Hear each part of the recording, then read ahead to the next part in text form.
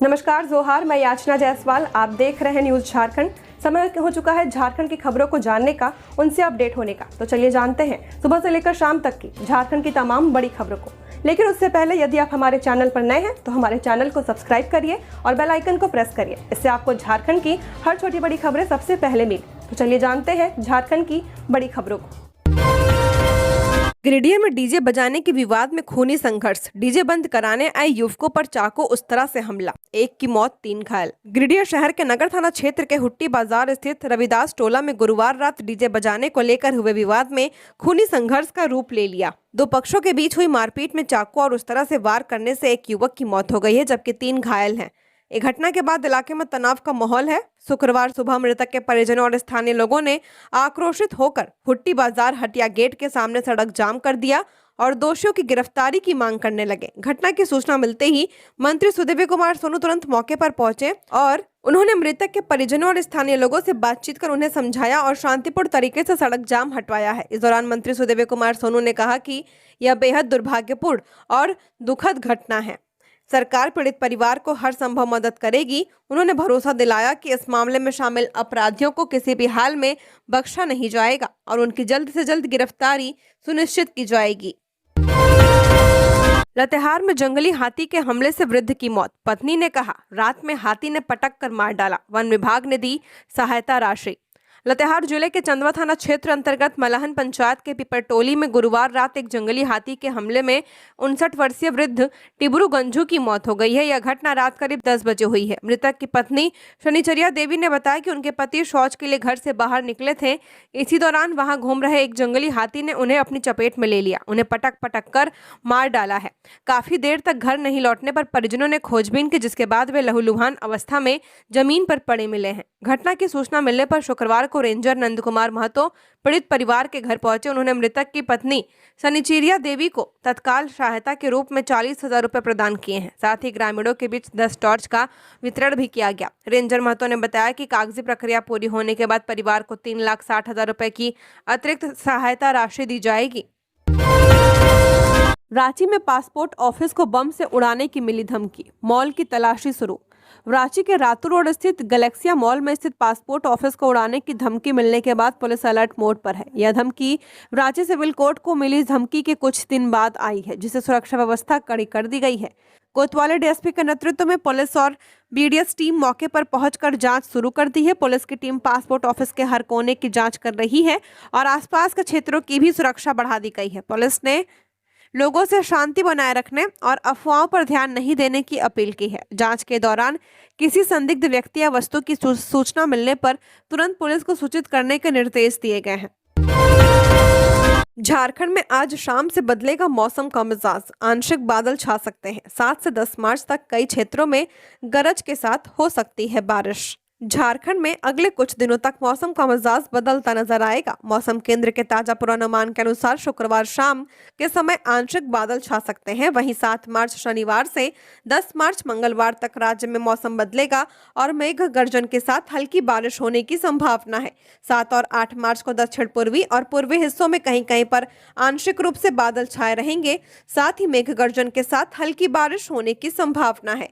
वहीं 9 और 10 मार्च को देवघर, दुमका, गिरिडीह, गोड्डा, जमताड़ा, पाकुड़ और साहिबगंज में कहीं कहीं पर आंशिक बादल छाए रहेंगे। मेघ गर्जन के साथ हल्की बारिश की संभावना है।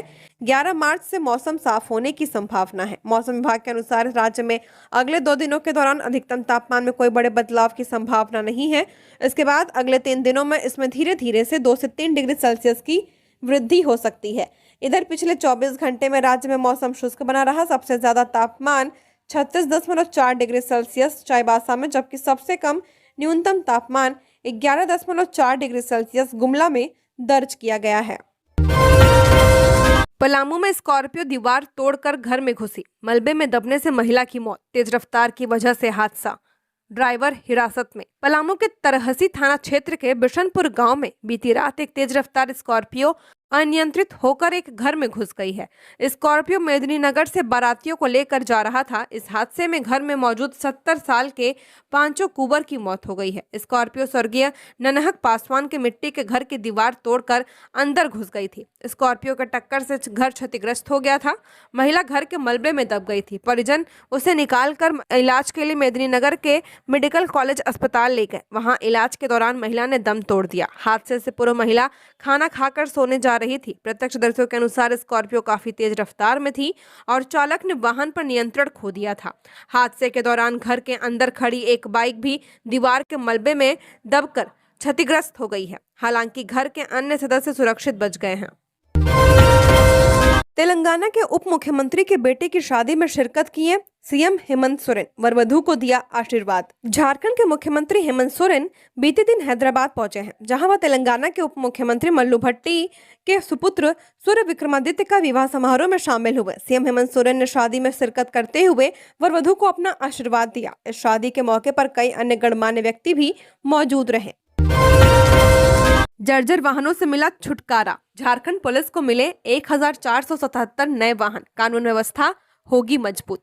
झारखंड पुलिस के लिए एक अच्छी खबर है। सालों से जर्जर वाहनों के कारण बड़ी परेशानी झेल रहे पुलिस थानों के लिए 1477 नए वाहनों का आवंटन कर दिया गया है। झारखंड पुलिस मुख्यालय के द्वारा इस संबंध में निर्देश भी जारी कर दिया गया है। झारखंड में कानून व्यवस्था को सशक्त बनाने और पुलिस पेट्रोलिंग को और प्रभावी करने के उद्देश्य से राज्य के सभी जिलों के लिए कुल 1477 नए वाहनों का आवंटन कर दिया गया है। पुलिस महानिरीक्षक ने इस संबंध में आधिकारिक आदेश जारी कर दिया है, जिससे राज्य पुलिस का बेड़ा अब पहले से कहीं ज्यादा सक्षम हो गया है। पुलिस मुख्यालय द्वारा जारी आदेश के मुताबिक वाहनों में 628 चार पहिया और 849 दो पहिया शामिल हैं। ये वाहन राज्य के सभी जिलों में वितरित किए जाएंगे, जिससे ग्रामीण और शहरी इलाकों में पेट्रोलिंग की पहुंच बढ़ेगी। विशेष रूप से राजधानी रांची और औद्योगिक नगरी जमशेदपुर को सबसे ज्यादा वाहनों का आवंटन मिला है, जो इन शहरों में बढ़ते अपराध और ट्रैफिक चुनौतियों को ध्यान में रखते हुए महत्वपूर्ण कदम है।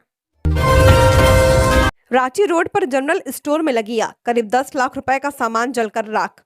कड़ी मशक्कत के बाद पाया गया काबू। पलामू के मेदिनीनगर शहर में रांची रोड रेडमा स्थित पानी टंकी के सामने गुरुवार देर रात एक जनरल सह किराना स्टोर में आग लग गई, जिससे करीब 10 लाख रुपए की संपत्ति जलकर खाक हो चुकी है। गर्मी बढ़ने के साथ ही आग लगने की घटनाओं में वृद्धि देखी जा रही है। एक सप्ताह के भीतर यह तीसरी घटना है। जानकारी के अनुसार नागेंद्र पांडे के परशुराम जनरल सह किराना स्टोर में शुक्रवार देर रात लगभग 1 बजे आग लगी थी। आग लगने के कारणों का अभी तक पता नहीं चल पाया है। घटना की जानकारी रात 2:30 बजे मिलने पर दुकान मालिक और आसपास के लोग मौके पर पहुंचे और आग बुझाने का प्रयास किया। सूचना मिलने पर फायर ब्रिगेड की टीम भी पहुंची। काफी मशक्कत के बाद आग पर काबू पाया जा सका। इस दौरान आसपास की दुकानों और रिहायशी मकानों को आग की चपेट में आने से बचा लिया गया है। बताया गया कि दुकान घनी आबादी वाले इलाके में स्थित होने के कारण आग फैलने का खतरा लगातार बना हुआ था। दुकान मालिक नागेंद्र पांडे ने बताया कि वह पिछले 4 सालों से ये दुकान चला रहे हैं। इस हादसे में दुकान में रखा किराना व जनरल स्टोर का सामान, फ्रिज, राशन सामग्री, स्टेशनरी, खेल सामग्री, कोल्ड ड्रिंक सहित अन्य आवश्यक वस्तुएं पूरी तरह जलकर राख हो चुकी हैं।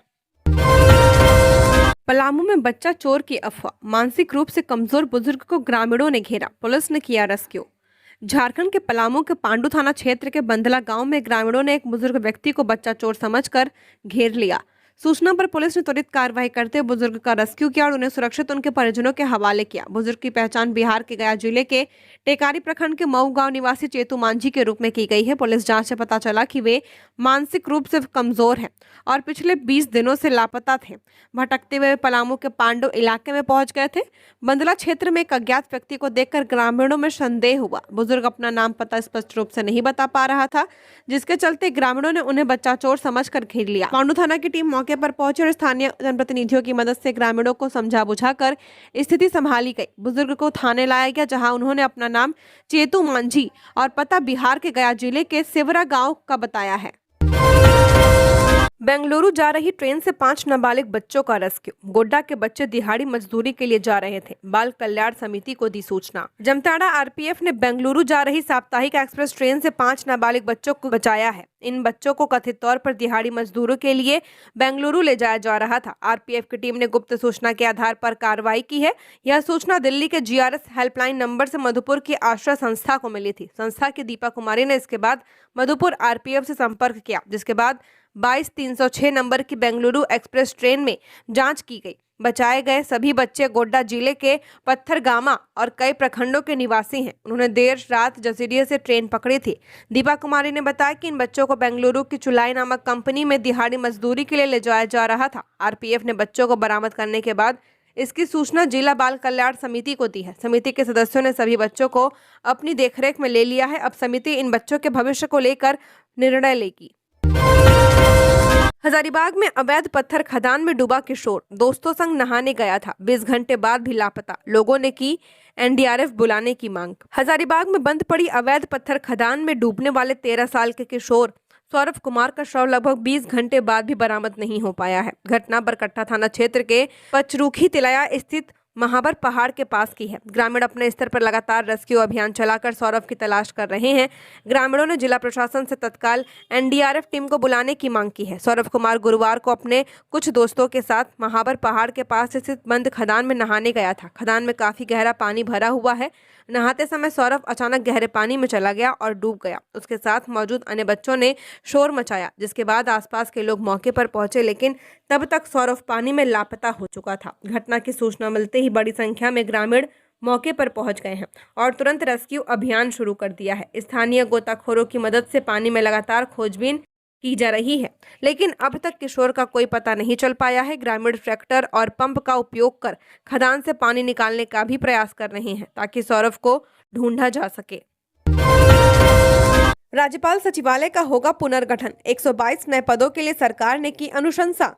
झारखंड राज्यपाल सचिवालय के पुनर्गठन को लेकर राज्य सरकार ने अनुशंसा की है। इस संबंध में मुख्य सचिव की अध्यक्षता में हुई प्रशासकीय पदवर्ग समिति की बैठक में महत्वपूर्ण फैसला लिया गया है। इस बैठक में राज्यपाल सचिवालय में कुल 122 नए पदों के सृजन को मंजूरी देने की सिफारिश की गई है। प्रशासकीय पदवर्ग समिति के अध्यक्ष मुख्य सचिव हैं, जबकि विकास आयुक्त, कार्मिक सचिव, वित्त सचिव और योजना विकास सचिव इसके सदस्य हैं। बैठक में सचिवालय के कामकाज को और ज्यादा प्रभावी और आधुनिक बनाने के उद्देश्य से कई नए पद सृजित करने का फैसला लिया गया है। इसमें खास बात यह है कि बदलते दौर को देखते हुए सोशल मीडिया कंसल्टेंट के पद पर भी नियुक्ति की जाएगी।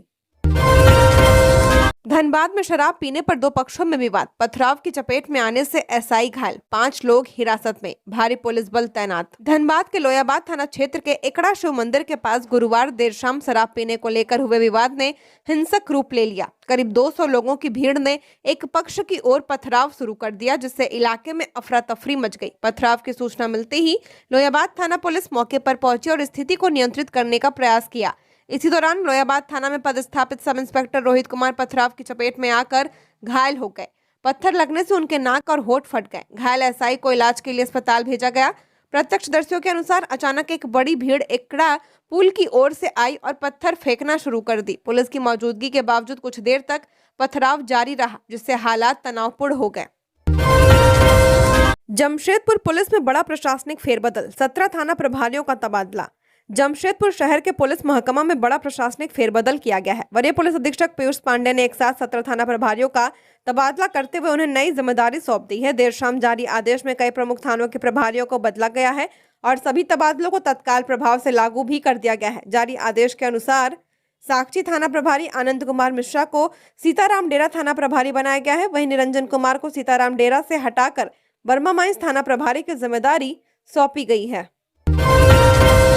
धनबाद के सेंट्रल अस्पताल में किशोरी के साथ दुष्कर्म, बीसीसीएल ने शुरू की जांच।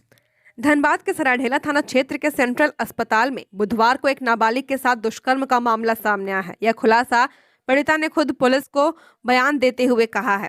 आरोपी का नाम दीपक मुंडा उर्फ अजय है। पीड़िता ने पुलिस को बताया कि बुधवार की सुबह 7 बजे दीपक मुंडा उसे धमकी देते हुए कहा था कि इस बार अगर तुम मिलने नहीं आए तो तुम्हारे लिए ठीक नहीं होगा। पीड़िता ने पुलिस को बताया कि दीपक उसे अस्पताल में ही ओपीडी के पास मिलने बुलाया था। घटना से पहले भी कई बार उसने मिलने की इच्छा जाहिर की थी, लेकिन पीड़िता ने मना कर दिया था। पीड़िता ने बताया कि धमकी के बाद वह डर गई थी और उससे मिलने ओपीडी के पास चली गई। कुछ देर बाद जब दीपक आया तो सबसे पहले उसने कुछ सूंघा कर उसे बेहोश कर दिया और फिर उसके साथ घटना को अंजाम दिया है। जब पीड़िता को होश आया तो उसने खुद को बाथरूम में पाया। उसके कपड़े फटे हुए थे और शरीर पर कई जगह दांत काटने के निशान थे। ये सब देखकर वह घबरा गई। उसका दरवाजा खटखटाने के बाद एक महिला ने दरवाजा खोला। आगे पीड़िता ने बताया कि उसी महिला के मोबाइल से उसने अपने घर वालों को फोन कर घटना की जानकारी दी है। इसके बाद परिजन पहुंचे। फिलहाल पीड़िता के बयान पर सरायढेला थाना में गुरुवार को आरोपी दीपक मुंडा के खिलाफ प्राथमिकी दर्ज कर ली गई है। पुलिस मामले की जांच को लेकर घटनास्थल के आसपास लगे सीसीटीवी फुटेज खंगाल रही है। हजारीबाग में डबल मर्डर, कोयला कारोबारी की हत्या, अपराधियों ने ग्रामीणों को कुचला। हजारीबाग के बड़कागांव थाना क्षेत्र के नपोखुर्द गांव में गुरुवार देर रात डबल मर्डर की वारदात को अंजाम दिया गया है।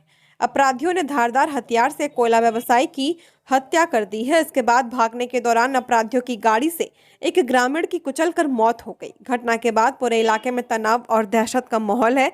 जानकारी के अनुसार नपोखुर्द गांव निवासी कोयला व्यवसायी रोहित साव गुरुवार रात अपने इलाके में थे। इसी दौरान सफेद स्कॉर्पियो में सवार कुछ अज्ञात अपराधी वहां पहुंचे और घेर लिया। इससे पहले कि रोहित साव कुछ समझ पाते, अपराधियों ने उन पर धारदार हथियार से ताबड़तोड़ हमला कर दिया। हमले में गंभीर रूप से घायल होने के कारण रोहित की मौके पर मौत हो गई है।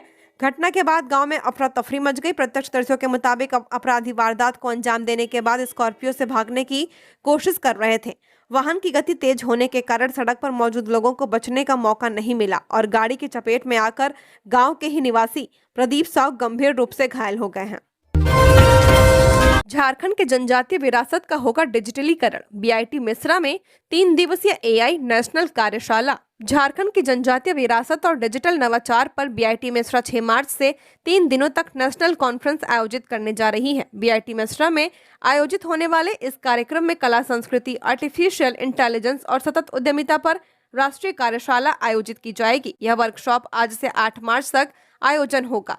रूट्स टू रेनेसां झारखंड की जनजातीय विरासत, नवाचार और डिजिटल उद्यमिता का समन्वय शीर्षक से आयोजित किया जाएगा। इस कार्यक्रम को बीआईटी मिश्रा के प्रबंधन अध्ययन विभाग और मानविकी एवं सामाजिक विज्ञान विभाग द्वारा संयुक्त रूप से आयोजित किया जा रहा है।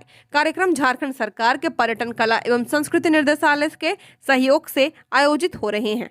3 दिवसीय इस कार्यशाला में झारखंड की जनजातीय विरासत और पारंपरिक ज्ञान प्रणालियों पर विशेष ध्यान दिया जाएगा, जिसमें कई विद्वान, नीति निर्माता, सांस्कृतिक कार्यकर्ता और उद्यमी भाग लेंगे। अगर मोबाइल नंबर हो गया बंद तो खाते से करा ले डी-लिंक, वरना हो जाएगा नुकसान। कुछ साल पूर्व तक मोबाइल कंपनियां तरह तरह का ऑफर उपभोक्ताओं के लिए ला रही थी। नंबर बंद होने का भी खतरा नहीं था। इस वजह से लोगों ने कई मोबाइल नंबर ले लिए हैं। लेकिन अब नंबर को चालू रखने के लिए भी एक निश्चित राशि का वाउचर रिचार्ज कराना अनिवार्य है। ऐसे में लोगों ने बेवजह लिए गए नंबरों को रिचार्ज कराना छोड़ दिया है। लंबे समय तक बंद रहने के बाद उक्त नंबर अब अन्य लोगों को आवंटित किया जा रहा है। अगर आपने भी कोई नंबर लेने के बाद उसे रिचार्ज कराना छोड़ दिया है तो यह जांच लें कि वह आपके किसी बैंक खाते से तो नहीं जुड़ा। अगर वह किसी बैंक खाते से जुड़ा है तो संबंधित ब्रांच में जाकर उसे डी-लिंक करा ले, वरना आपका बैंक खाता खाली हो सकता है। जिले में इस तरह के कई मामले सामने आ चुके हैं। पिछले दिनों साहिबगंज व्यवहार न्यायालय में प्रैक्टिस करने वाले अधिवक्ता देवेंद्र प्रसाद सिंह ने मिर्जा चौकी के राजकिशोर मंडल का मोबाइल नंबर के माध्यम से 10,000 रुपए भेजे थे। वह राशि राजकिशोर मंडल को नहीं मिली। बाद में पता चला कि राजकिशोर मंडल ने अपना मोबाइल सिम के साथ जहानाबाद के एक व्यक्ति को बेचा था। बाद में जहानाबाद के व्यक्ति ने उक्त मोबाइल नंबर को अपने खाते से जुड़वा लिया। ऐसे में उक्त राशि उसके खाते में चली गई है। काफी अनुरोध के बाद भी उसने राशि वापस नहीं की है। होली के बाद परदेश वापसी, ट्रेनों में भारी भीड़। दिल्ली, मुंबई, कोलकाता की ट्रेनों में वेटिंग लिस्ट लंबी, अधिकांश ट्रेनों की सीटें फुल। होली समाप्त होते ही लोगों की परदेश वापसी शुरू हो चुकी है। परिवार के साथ पर्व मनाने के बाद लोग वापस अपने अपने कार्यस्थलों पर लौट रहे हैं। बड़े शहरों से घर आए लोग अब ट्रेन के माध्यम से वापस जा रहे हैं। इस दौरान ट्रेनों में भारी भीड़ देखी जा रही है। झारखंड से दिल्ली, मुंबई, कोलकाता, चेन्नई, अहमदाबाद और सूरत जैसे महानगरों की ओर लौटने वाले यात्रियों की संख्या स्पष्ट दिखाई पड़ रही है। ट्रेनों के डिब्बे खचाखच भरे हुए हैं। कोडरमा के रास्ते बड़े महानगरों में जाने वाली ज्यादातर ट्रेनों की सीटें फुल हो चुकी हैं। कई ट्रेनों में नो रूम अवेलेबल की स्थिति बन चुकी है, जबकि कुछ ट्रेनों में 200 से ज्यादा की वेटिंग लिस्ट है। इधर भारतीय रेलवे इस स्थिति को लेकर पहले से ही तैयार था। यही वजह रही कि होली से करीब 2 हफ्ते पहले से ही भारतीय रेलवे द्वारा बड़े महानगरों से बिहार और झारखंड आने वाले वापस इन महानगरों में जाने वाले यात्रियों की सुविधा को ध्यान में रखते हुए कई विशेष ट्रेनों का परिचालन कर रहा है। जमशेदपुर में वर्चस्व को लेकर 2 गुटों में हिंसक झड़प, एक गंभीर, इलाके में तनाव का माहौल। सोनारी थाना क्षेत्र के पंचवटी नगर के पास बलास बस्ती और ग्वाला बस्ती के 2 गुटों के बीच गुरुवार देर शाम जमकर मारपीट हो गई है। इस दौरान दोनों गुटों के लोग लाठी डंडे, व अन्य हथियारों से लैस होकर उत्पात मचाते नजर आए। घटना में सोमनाथ पांडे उर्फ गुड्डू पांडे के सिर में गंभीर चोट लगी है। उसे इलाज के लिए टाटा मुख्य अस्पताल में भर्ती कराया गया है। स्थानीय लोगों के अनुसार पंचवटी नगर इलाके में दोनों बस्तियों के युवकों के बीच वर्चस्व को लेकर अक्सर विवाद होता रहता है। यह लड़ाई भी पुरानी रंजिश को लेकर ही हुई है। गुरुवार को भी इसी को लेकर दोनों गुट आमने सामने आ गए और देखते ही देखते मामला मारपीट में बदल गया। प्रत्यक्षदर्शियों के अनुसार मारपीट के बाद भागते समय कुछ युवक पास में स्थित बासमती देवी की सब्जी दुकान में घुस गए और वहां रखी सब्जियों को बिखेर दिया। इसके अलावा एक दुकान से कोल्ड ड्रिंक्स भी उठा ले गए। बताया जाता है कि हमलावर एक सेंट्रो कार, एक ऑटो और 3 बाइक पर सवार होकर आए थे। सभी के हाथों में लाठी डंडे थे, जबकि एक युवक के हाथ में तलवार भी बताई जा रही है। घटना के बाद सभी हथियार लहराते हुए मौके से फरार हो गए। झोपड़ी होटल में छापेमारी, देशी कट्टा व जिंदा गोली के साथ होटल मालिक गिरफ्तार। पलामू जिला के हुसैनाबाद थाना पुलिस ने गुप्त सूचना के आधार पर जपला स्टेशन रोड स्थित दुर्गा मंदिर के पास एक झोपड़ी होटल में छापेमारी कर होटल मालिक को अवैध हथियार के साथ गिरफ्तार किया है। गिरफ्तार आरोपी के पास से एक देसी कट्टा और एक जिंदा गोली बरामद की गई है। हुसैनाबाद एसडीपीओ एस मोहम्मद याकूब ने प्रेस वार्ता कर बताया कि 5 मार्च 2026 के शाम करीब 6:45 पर गुप्त सूचना मिली थी कि झोपड़ी होटल का मालिक अपने पास अवैध हथियार छिपाकर रखा हुआ है। वरीय पदाधिकारी के निर्देश पर छापेमारी दल का गठन कर पुलिस मौके पर पहुंची और होटल में छापेमारी की है। छापेमारी के दौरान होटल में मौजूद व्यक्ति को पकड़ा गया। पूछताछ में उसने अपना नाम रमाकांत सिंह, उम्र 42 साल, पिता स्वर्गीय देववंश सिंह, निवासी मुंगिया, थाना टंडवा, जिला औरंगाबाद, बिहार बताया। तलाशी के दौरान होटल के लकड़ी के टेबल काउंटर के अंदर छिपा कर रखा गया एक देसी कट्टा और एक जिंदा गोली बरामद की गई है। पुलिस ने बरामद हथियार को जब्त करते हुए आरोपी को गिरफ्तार कर लिया है। दुकानदार को कार से 100 मीटर तक घसीटा, चलती कार से सड़क पर फेंका, दुकानदार गंभीर रूप से घायल, एक हिरासत में। धनबाद के केंदुआ मोड़ में गुरुवार को एक फल दुकानदार को कार से करीब 100 मीटर तक घसीटा गया है, फिर उसे चलती कार से सड़क पर फेंक दिया गया। मामूली विवाद के बाद हुई इस घटना में दुकानदार और गंभीर रूप से घायल हो गया है, उसके सिर में चोट आई है। यह घटना केंदुआ मोड़ स्थित बिहारी लाल चौधरी के सामने हुई है। एक कार फल दुकानदार के ठेले के सामने आकर रुक गई थी। कार में सवार एक व्यक्ति बाहर बियर की बोतल रखकर शराब पीने लगा था। जब दुकानदार ने इस पर आपत्ति जताई तो दोनों के बीच बहस शुरू हो गई थी। इसी दौरान आरोपी ने दुकानदार को गाली गलौज करते हुए थप्पड़ मार दिया था। आरोपी ने कार का दरवाजा खोला और दुकानदार को जबरन अंदर खींच लिया था। फिर उसके दूसरे साथी ने तेज रफ्तार में गाड़ी भगा दी। दुकानदार लगभग 100 मीटर तक कार से घसीटता रहा। इसके बाद आरोपी ने चलती कार से उसे सड़क पर फेंक दिया, जिससे वह गंभीर घायल हो गया है। स्थानीय लोगों की सहायता से घायल दुकानदार को इलाज के लिए अस्पताल भेज दिया गया है। इधर पुलिस ने एक आरोपी को हिरासत में ले लिया है। हालांकि कार चालक और वाहन अभी भी पुलिस की गिरफ्त से बाहर हैं। हाईकोर्ट ने माओवादी संगठन से जुड़े आरोपी की जमानत याचिका की खारिज। झारखंड हाईकोर्ट ने प्रतिबंधित नक्सली संगठन सीपीआई से संबंध रखने के आरोप में गिरफ्तार आरोपी प्रभु प्रसाद साहू उर्फ प्रभु साहू की जमानत याचिका खारिज कर दी है। हाईकोर्ट के न्यायमूर्ति रंगन मुखोपाध्याय और न्यायमूर्ति प्रदीप कुमार श्रीवास्तव की खंडपीठ ने मामले में फैसला सुनाया है। दोनों पक्षों की दलीलें सुनने के बाद अदालत ने मामले की गंभीरता को देखते हुए आरोपी को जमानत देने से इनकार कर दिया है। हालांकि अदालत ने निचली अदालत को निर्देश दिया कि मामले की सुनवाई को यथासंभव तेजी से आगे बढ़ाया जाए। रांची में जमानत याचिका दायर की थी, जिसे खारिज कर दिया गया था। इसके बाद 26 नवंबर 2025 को उसने निचली अदालत के आदेश को चुनौती देते हुए हाईकोर्ट में अपील दायर की थी।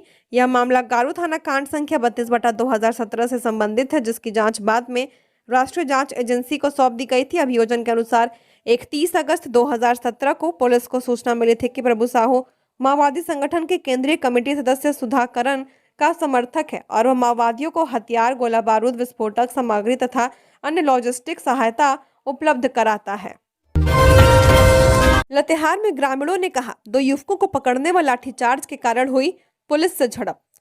सदर थाना क्षेत्र के कैमा गांव में गुरुवार की देर रात पुलिस और ग्रामीणों के बीच हिंसक झड़प हुई है। इस झड़प में एसआई समेत पुलिस के 15 जवान घायल हुए हैं। इनमें से 3 जवानों को सदर अस्पताल में प्राथमिक इलाज कराने के बाद रिम्स रेफर कर दिया गया है। इस झड़प में कई ग्रामीण भी घायल हुए हैं, जिनका इलाज गांव में कराया गया। घटना के संबंध में कैमा गांव के महावीर टाना भगत और दिनेश टाना भगत ने बताया कि पुलिस 4 वाहनों में तुबेद गांव पहुंची थी और 2 युवक विशेष टाना भगत और संदीप टाना भगत को पकड़कर ले जा रही थी। जब इस बात की जानकारी ग्रामीणों को मिली तो सभी एकजुट हो गए और दोनों युवक को छोड़ने की मांग करने लगे। इतने में पुलिस के 2 वाहन दोनों युवकों को लेकर वहां से चले गए। तब ग्रामीणों ने पुलिस के 2 वाहनों को गांव में रोक लिया और दोनों युवक को वापस लाने की मांग करने लगे। इतने में पुलिस जवानों से भरी एक बस के साथ दोनों युवकों को गांव लाया गया। इसके बाद ग्रामीणों ने गांव के अखड़ा में बैठकर पुलिस से वार्तालाप की और फिर दोनों युवकों को छोड़ दिया गया। दोनों ने आगे बताया कि वार्तालाप के बाद पुलिस गांव चली गई थी, लेकिन एक जवान जो काफी नशे में था वह उनके साथ नहीं गया। टाना भगत ने आगे बताया कि पुलिस फिर से गांव आई और उस जवान के बारे में पूछताछ करने लगी। पुलिस वालों ने आरोप लगाया कि ग्रामीणों ने एक जवान को बंधक बना लिया है और ग्रामीणों पर लाठीचार्ज कर दिया है। इसके बाद ग्रामीणों ने भी आत्मरक्षा में पुलिस पर हमला कर दिया। ग्रामीणों ने बताया कि पुलिस ने 3 राउंड हवाई फायरिंग भी की है। चतरा बस स्टैंड निर्माण का काम सालों से ठप, बोले विधायक, अफसर नहीं लेते रुचि।